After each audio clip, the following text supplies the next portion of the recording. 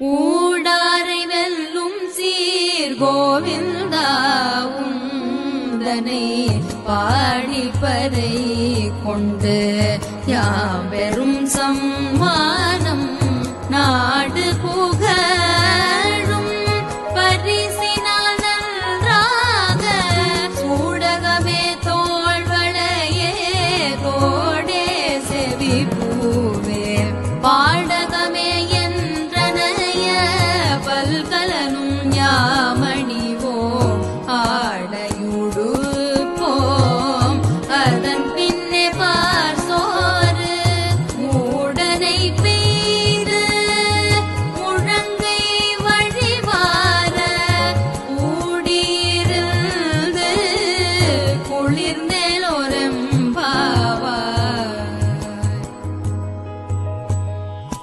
எதிரிகளை வெற்றி கொள்ளும் சிறப்புமிக்க கோவிந்தனே, உன்னை நாங்கள் பாடி அருள் பெற வந்தோம். அருள் செல்வத்துடன் இவ்வுலக வாழ்விற்கான பொருட்செல்வமும் தருவாயாக. கூடாரை வெல்லும் என்ற சொற்சொடரில் இருந்து கூடாரவள்ளி என்ற வார்த்தை பிறந்தது. இப்போது பெருமாள் கோயில்களிலும் வைணவர்களின் வீடுகளிலும் கூடாரவள்ளி விழா கொண்டாடப்படும். இன்று அக்கார அரிசில் எனப்படும் உணவு பிரசித்தம். சாப்பாட்டின் மீது நெய் மிதக்கும். சர்க்கரை பொங்கல் போன்ற இந்த உணவின் சுவை அலாதியானது.